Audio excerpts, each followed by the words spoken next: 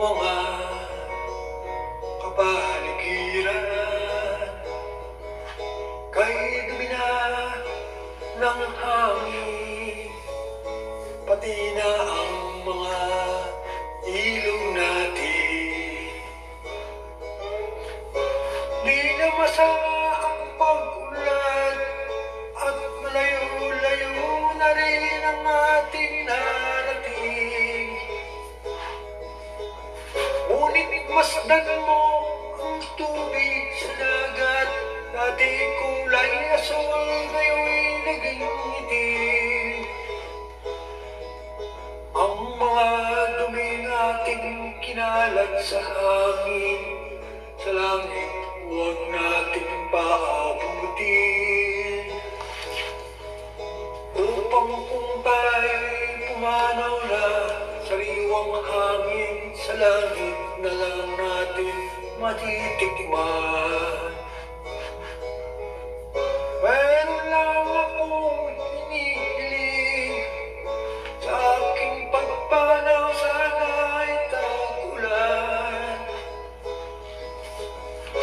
Gitara ko ay aking dadalhin, upang sa ulap na lang tayo magkantahan.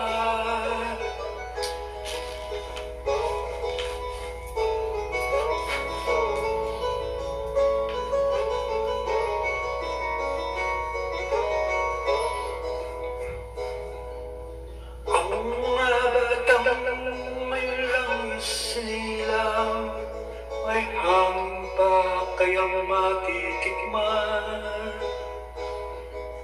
May mga puno pa kaya silang aakyatin, may mga ilog pa kayang lalanguyan. Bakit di natin pag-isipan ang nangyayari sa ating kapaligiran?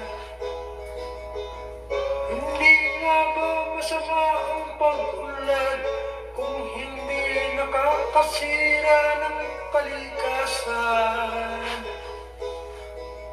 Darating ang panahon, mga ibong galan ay wala nang madadapuan.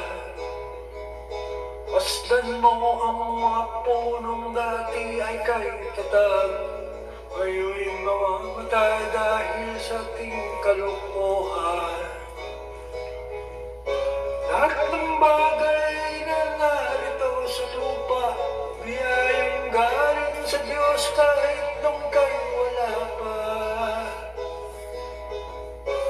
Ingatan natin at huwag nang sirain pa, pagkat pag kanyang binawi tayo mawawala na.